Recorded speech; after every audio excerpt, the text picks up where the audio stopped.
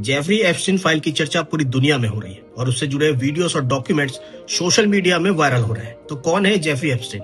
Jeffrey Edward Epstein का जन्म 20 जनवरी 1953 को ब्रुकलिन, न्यूयॉर्क में हुआ। मध्यम वर्गीय परिवार से आने वाला एप्स्टीन पढ़ाई में, खासकर गणित में तेज माना जाता था। 1974 में उसने न्यूयॉर्क के प्रतिष्ठित डेल्टन स्कूल में मैथ्स और फिजिक्स पढ़ना शुरू किया। करीब 2 साल तक पढ़ने के बाद 1976 में वो स्कूल छोड़ देता है। इसी दौरान एक छात्र के पिता के जरिए उसकी एंट्री होती है वॉल स्ट्रीट की कंपनी बेयर स्टन्स में और यहीं से उसकी जिंदगी बदल जाती है। कुछ ही सालों में वो खुद को एक फाइनेंसर के रूप में स्थापित करता है और अमीर व प्रभावशाली लोगों के संपर्क में आता है। 1990 के दशक में उसकी मुलाकात होती है गिस्लेन मैक्सवेल से, जो British media tycoon Robert Maxwell की बेटी थी। मैक्सवेल बाद में एप्स्टीन की करीबी सहयोगी बनती है। अमेरिकी कोर्ट के अनुसार वह कथित तौर पर नाबालिग लड़कियों को एप्स्टीन के नेटवर्क तक लाने में मदद करती थी। 2021 में मैक्सवेल को सेक्स ट्रैफिकिंग में मदद करने का दोषी ठहराया गया था और उसे 20 साल की सजा हुई। एप्स्टीन ने 1998 में यूएस वर्जिन आइलैंड में एक लिटिल सेंट जेम्स नामक द्वीप खरीदा। आरोप लगे कि यहाँ नाबालिग लड़कियों को लाया जाता था और उनका यौन शोषण किया जाता था। हालांकि कई लड़कियां और उनके कंकाल मिलने जैसी बातें इंटरनेट पर वायरल हुई, लेकिन आधिकारिक जांच एजेंसियों ने ऐसी सनसनीखेज दावों की पुष्टि नहीं की है। 2005 में फ्लोरिडा में पहली बार उसके खिलाफ नाबालिग लड़की के यौन शोषण की शिकायत दर्ज होती है। 2008 में वह एक विवादित डील के तहत कम गंभीर आरोप स्वीकार करता है।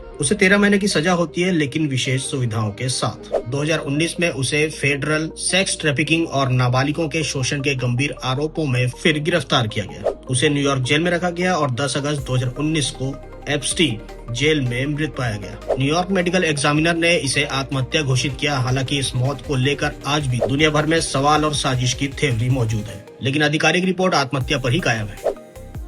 अब जानते हैं कि एप्स्टीन फाइल क्या है। एप्स्टीन फाइल में कोर्ट दस्तावेज, गवाहियां, फ्लाइट लॉग्स और संपर्क की सूची शामिल है। इसमें कई प्रभावशाली लोगों के नाम सामने आए, लेकिन नाम आने का मतलब अपराध साबित नहीं होता। कई दस्तावेज हाल के वर्षों में सार्वजनिक किया गया, जिससे मामला फिर चर्चा में है।